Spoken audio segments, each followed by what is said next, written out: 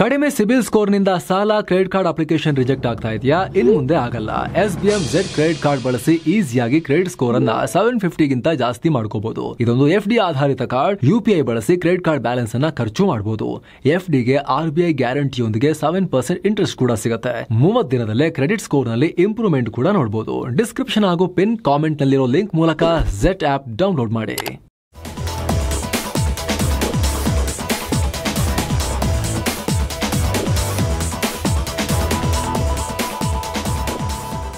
Hi friends, ಇದು mastmaga.com ನ international bulletin ಸುತ್ತು ಜಗತ್ತು. ನಾನು ಅಮರ್ ಪ್ರಸಾದ್.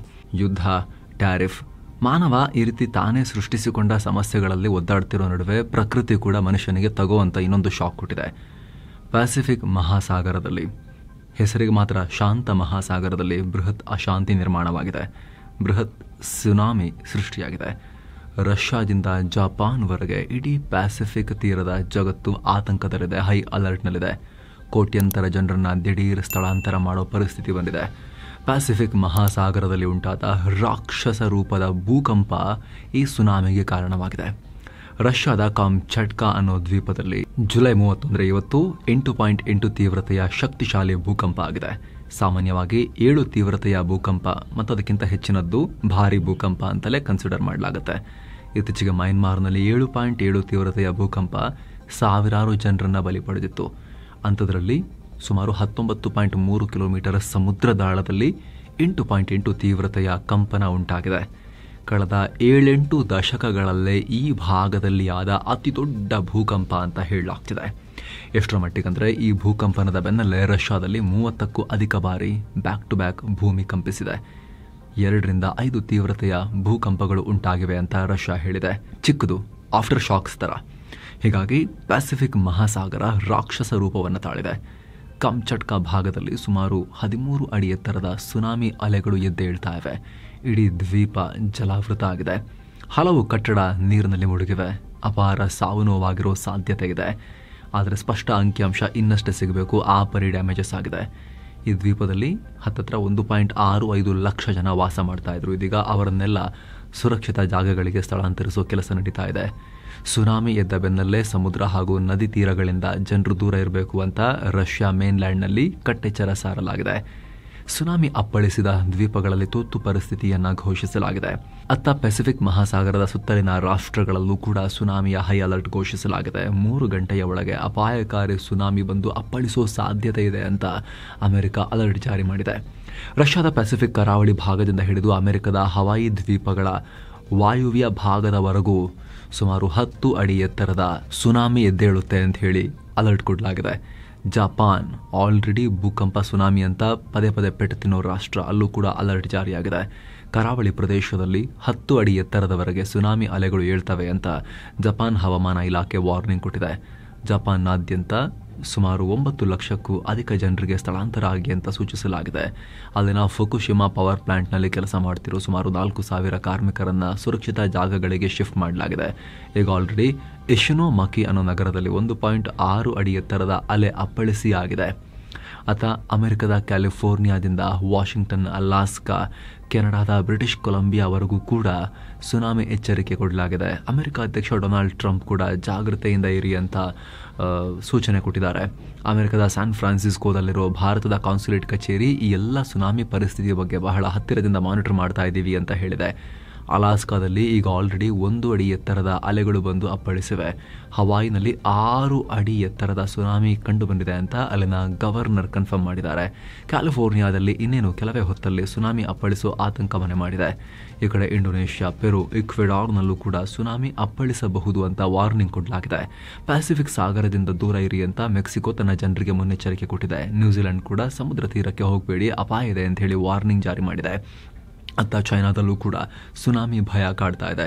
ಚೀನಾದ ಶಾಂಘೈನಲ್ಲಿ 2.8 ಲಕ್ಷಕ್ಕೂ ಅಧಿಕ ಜನರನ್ನ ಸ್ಥಳಾಂತರ ಮಾಡಲಾಗಿದೆ. 100 ವಿಮಾನ ಹಾಗೂ ಹಡಗುಗಳನ್ನು ಕ್ಯಾನ್ಸಲ್ ಮಾಡಲಾಗಿದೆ. ಏನೋ ಚಿಕ್ಕ ಪುಟ್ಟ ದ್ವೀಪ ರಾಷ್ಟ್ರಗಳಾದ ಫಿಲಿಪೈನ್ಸ್, ಪಲಾವ್, ಮಾರ್ಷಲ್ ಐಲ್ಯಾಂಡ್ಸ್, ಚೋಕ್, ಆಮೇಲೆ ಕಾಸ್ರಿ ಇಂತಹ ದ್ವೀಪ ರಾಷ್ಟ್ರಗಳಲ್ಲಿ ಪ್ರದೇಶಗಳಲ್ಲಿ 3.3 ಅಡಿ ಎತ್ತರದ ಸುನಾಮಿ ಅಲೆಗಳು ಏಳಬಹುದು ಅನ್ನೋ ಅಂದಾಜಿದೆ. ಇನ್ನೊಂದು ಕಡೆ ಸೌತ್ ಕೊರಿಯಾ, ನಾರ್ತ್ ಕೊರಿಯಾ ಮತ್ತು ತೈವಾನ್ನಲ್ಲಿ ಸಣ್ಣ ಸಣ್ಣ ಅಲೆಗಳು ಏಳೋ ಅಪಾಯ ಇದೆ. ಒಟ್ಟಾರೆ ಪೆಸಿಫಿಕ್ ಸಾಗರದಲ್ಲಿ ಸುನಾಮಿ ರಣಕೇಕೆ ಹಾಕಿ ಮುನ್ನುಗ್ತಾ ಇದೆ. ಹಲವು ರಾಷ್ಟ್ರಗಳಲ್ಲಿ ಆತಂಕ ಶುರುವಾಗಿದೆ. ಭಾರತ ಆಗಲಿ ಹಿಂದೂ ಮಹಾಸಾಗರದಲ್ಲಾಗಲಿ ಸದ್ಯಕ್ಕೆ ಯಾವುದೇ ರೀತಿ ಸುನಾಮಿ ಭಯ ಇಲ್ಲ ಅಂತ Indian national centre for ocean information ಮಾಹಿತಿ ಕೊಟ್ಟಿದೆ. ಹಾಗಾಗಿ ಸದ್ಯಕ್ಕೆ ಭಾರತೀಯ ಕಡಲ ತೀರಕ್ಕೆ ಯಾವುದೇ ಆತಂಕ ಇರೋದ್ರ ಬಗ್ಗೆ ಸದ್ಯಕ್ಕೆ ಯಾವುದೇ ರೀತಿ ಅಲರ್ಟ್ ಇಲ್ಲ. ಏನೋ ಅಮೆರಿಕ ರಷ್ಯಾ ಕಟ್ಟಿ ಹಾಕೋಕೆ ದೊಡ್ಡ ಹೆಜ್ಜೆ ಇಟ್ಟಿದೆ. ಭಾರತೀಯ 17 ವರ್ಷಗಳ ನಂತರ ಇದೇ ಮೊದಲ ಬಾರಿಗೆ ತನ್ನ ಅಣ್ವಸ್ತ್ರಗಳನ್ನು ಬ್ರಿಟನ್ನಲ್ಲಿ ಮರು ನಿಯೋಜನೆ ಮಾಡಿದೆ. ಜುಲೈ 16ನೇ ತಾರೀಕು ಅಮೆರಿಕ ವಾಯುಪಡೆಯ C-17 ಗ್ಲೋಬ್ ಮಾಸ್ಟರ್ ವಿಮಾನ ಅಲ್ಲಿನ ಕರ್ಟ್ಲ್ಯಾಂಡ್ ವಾಯುನೆಲೆಯಿಂದ ಬ್ರಿಟನ್ನ ಲಾಕೆನ್ಹಿತ್ನಲ್ಲಿರೋ ರಾಯಲ್ ಏರ್ಫೋರ್ಸ್ ಬೇಸ್ಗೆ ಪ್ರಯಾಣ ಮಾಡಿದೆ ಅಂತ ರಿಪೋರ್ಟ್ ಆಗಿದೆ. ಈ ಏರ್ಕ್ರಾಫ್ಟ್ನಲ್ಲಿ ಹೊಸದಾಗಿ ಡೆವಲಪ್ ಮಾಡಿರೋ 20 B-61-12 ಪರಮಾಣು ಸ್ಫೋಟಕಗಳನ್ನು ತಗೊಂಡು ಹೋಗಲಾಗಿದೆ ಅನ್ನೋ ಮಾಹಿತಿ. ಈ ವೇಳೆ ಲಾಕೆನ್ಹಿತ್ ವಾಯುನೆಲೆಯಲ್ಲಿ ಬೇರೆ ವಿಮಾನಗಳು ಹಾರಾಡದಂತೆ ನೋ ಫ್ಲೈ ಝೋನ್ ಕೂಡ ಜಾರಿ ಮಾಡಲಾಗಿತ್ತು. ಭಾರಿ ಭದ್ರತೆಯನ್ನು ಕೂಡ ಕೊಡಲಾಗಿತ್ತು. Flight tracking data, defence experts ಮತ್ತು ಅಮೆರಿಕದ ಪೆಂಟಗನ್ನ ಪ್ಲಾನಿಂಗ್ ಡಾಕ್ಯುಮೆಂಟ್ ಹಾಗೂ ಬ್ರಿಟನ್ ಮೂಲದ ಮಾನಿಟರಿಂಗ್ ಗ್ರೂಪ್ ನ್ಯೂಕ್ ವಾಚ್ ಇದೆಲ್ಲ ಮೂಲಗಳನ್ನು ಉಲ್ಲೇಖಿಸಿ ಬ್ಲೂಮ್ಬರ್ಗ್ ಈ ರಿಪೋರ್ಟ್ ಮಾಡಿದೆ. ನಂತರ ಅಲ್ಲಿ ಸ್ಫೋಟಕಗಳನ್ನು ಅನ್ಲೋಡ್ ಮಾಡಿ ಅಮೆರಿಕದ ಏರ್ಕ್ರಾಫ್ಟ್ ಜುಲೈ 18ಕ್ಕೆ ವಾಪಸ್ ಆಗಿದೆ ಅಂತ ಕೂಡ ವರದಿಯಲ್ಲಿ ಉಲ್ಲೇಖ ಆಗಿದೆ. ಈ C-17 ಗ್ಲೋಬ್ ಮಾಸ್ಟರ್ ಏರ್ಕ್ರಾಫ್ಟ್ ಅಮೆರಿಕದ ಪ್ರೈಮ್ ನ್ಯೂಕ್ಲಿಯರ್ ಏರ್ ಲಿಫ್ಟ್ ಫೋರ್ಸ್ನ ಒಂದು ಭಾಗ. ಇದನ್ನ ಬರೀ ನ್ಯೂಕ್ಲಿಯರ್ ವೆಪನ್ಗಳನ್ನು ಮೂವ್ ಮಾಡೋಕೆ ಮಾತ್ರ ಸಾಮಾನ್ಯವಾಗಿ ಅಮೆರಿಕ ಯೂಸ್ ಮಾಡುತ್ತೆ. ಇಂಥ ಮಿಷನ್ಗಳನ್ನು ತುಂಬಾ ಸೀಕ್ರೆಟ್ ಆಗಿ ನಡೆಸ್ತಾರೆ. ಆ ಟೈಮ್ನಲ್ಲಿ ವಿಮಾನದೊಳಗಿರೋ ಟ್ರಾನ್ಸ್ಪಾಂಡರ್ ಅನ್ನ ಕೂಡ, ಆ ಡಿವೈಸ್ ಅನ್ನು ಕೂಡ ಆಫ್ ಮಾಡಲಾಗುತ್ತೆ. ಈ ಟ್ರಾನ್ಸ್ಪಾಂಡರ್ ಆನ್ ಆದರೆ ವಿಮಾನದಿಂದ ಸಿಗ್ನಲ್ ಸೆಂಡ್ ಆಗುತ್ತೆ. ಇದರಿಂದ ವಿಮಾನದ ರಿಯಲ್ ಟೈಮ್ ಡೇಟಾ, ಅದು ಎಷ್ಟು ಎತ್ತರದಲ್ಲಿ ಹಾರುತ್ತಿದೆ, ಅದರ ಸ್ಪೀಡ್ ಎಲ್ಲ ಮಾಹಿತಿನೂ ಸಿಕ್ಬಿಡುತ್ತೆ. ಆದರೆ ಈ ಸಲ ಹಾರಿಸಿದಾಗ ಈ B-61-12 ಅಣ್ವಸ್ತ್ರಗಳನ್ನು ರವಾನಿಸುವಾಗ ಮಾತ್ರ ಅಮೆರಿಕ ಗೌಪ್ಯತೆಯನ್ನು ಕಾಪಾಡಲಿಕ್ಕೆ ಆಗಿಲ್ಲ. ಟ್ರಾನ್ಸ್ಪಾಂಡರ್ ಆನೇ ಇಟ್ಕೊಂಡಿದ್ರು. ಸೊ ಯುಕ್ರೇನ್ ಜೊತೆ ಕಾದಾಡ್ತಿರೋ ರಷ್ಯಾಗೆ ಎಚ್ಚರಿಕೆ ಕೊಡೋ ಸಲುವಾಗಿ ಗೊತ್ತಾಗಲಿ ಅಂತಲೇ ಈ ರೀತಿ ಮಾಡಿದ್ದಾರೆ ಅಂತ ವಿಶ್ಲೇಷಿಸಲಾಗ್ತಾ ಇದೆ.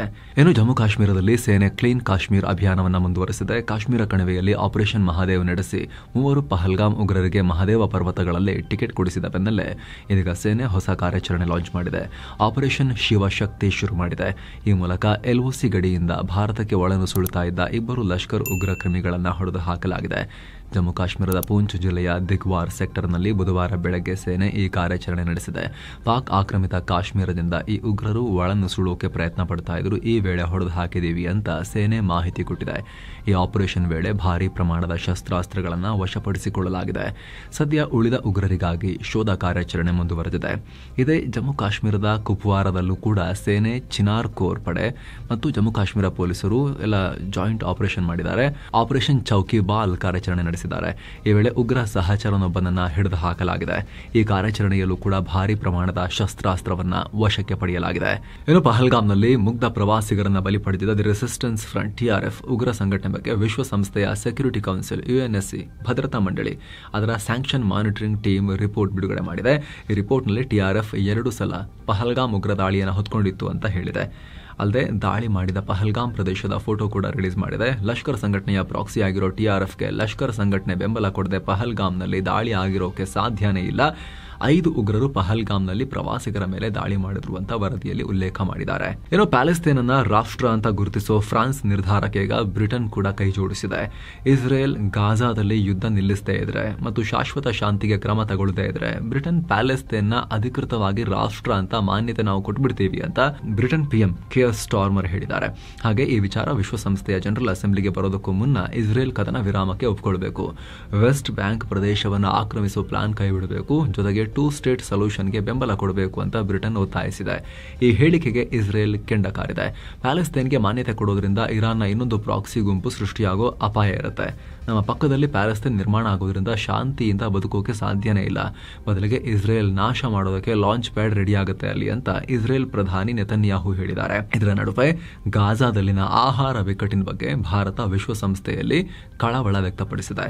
ವಿಶ್ವಸಂಸ್ಥೆಗೆ ಭಾರತದ ಕಾಯಂ ಪ್ರತಿನಿಧಿಯಾಗಿರೋ ಪರ್ವತನೇನಿ ಹರೀಶ್, ಗಾಜಾದಲ್ಲಿ ನಿರಂತರವಾಗಿ ಮಾನವೀಯ ನೆರವು ಹರಿದು ಬರಬೇಕು, ಇಸ್ರೇಲ್ ಪ್ಯಾಲೆಸ್ತೇನ್ ಸಂಘರ್ಷಕ್ಕೆ 2 ಸ್ಟೇಟ್ ಸೊಲ್ಯೂಷನ್ ಒಂದೇ ಪರಿಹಾರ ಅಂತ ಭಾರತ ಕೂಡ ಇಸ್ರೇಲು ಇರಬೇಕು, ಪ್ಯಾಲೆಸ್ತೇನ್ ಇನ್ನೊಂದು ರಾಷ್ಟ್ರ ಕೂಡ ಇರಬೇಕು ಅನ್ನೋ ತನ್ನ ನಡೆಯನ್ನು ಮತ್ತೆ ಪುನರುಚ್ಚಾರ ಮಾಡಿ ಸಪೋರ್ಟ್ ಮಾಡಿದೆ. ಅದಕ್ಕೆ ಇನ್ನು ಪಾಕ್ ಪ್ರಧಾನಿ ಶಹಬಾಜ್ ಶರೀಫ್ಗೆ ದೊಡ್ಡ ಸಂಕಷ್ಟ ಎದುರಾಗಿದೆ. ಪಾಕ್ ಸುಪ್ರೀಂ ಕೋರ್ಟ್ನ ಮಾಜಿ ಮುಖ್ಯ ನ್ಯಾಯಮೂರ್ತಿ ಜವಾದ್ ಎಸ್ ಖವಾಜಾ ಶಹಬಾಜ್ ವಿರುದ್ಧ ನ್ಯಾಯಾಂಗ ನಿಂದನೆ ಅರ್ಜಿಯನ್ನು ಸಲ್ಲಿಸಿದ್ದಾರೆ. ಸುಪ್ರೀಂ ಕೋರ್ಟ್ನ ಆದೇಶವನ್ನು ಇಂಪ್ಲಿಮೆಂಟ್ ಮಾಡೋಕೆ ಪ್ರಧಾನಿ ಶಹಬಾಜ್ ವಿಫಲರಾಗಿದ್ದಾರೆ ಅಂತ ಈ ಜವಾದ್ ಎಸ್ ಖವಾಜಾ ಆರೋಪಿಸಿದ್ದಾರೆ. ತಮ್ಮ ಅರ್ಜಿಯಲ್ಲಿ ಜವಾದ್ ಮೇ 7ನೇ ತಾರೀಕು ಪಾಕ್ ಸುಪ್ರೀಂ ಕೋರ್ಟ್ ಮಿಲಿಟರಿ ಕೋರ್ಟ್ಗಳ ಕಾರ್ಯವಿಧಾನದಲ್ಲಿ ಕೆಲ ಸುಧಾರಣೆಗೆ ಆದೇಶ ಕೊಟ್ಟಿತ್ತು.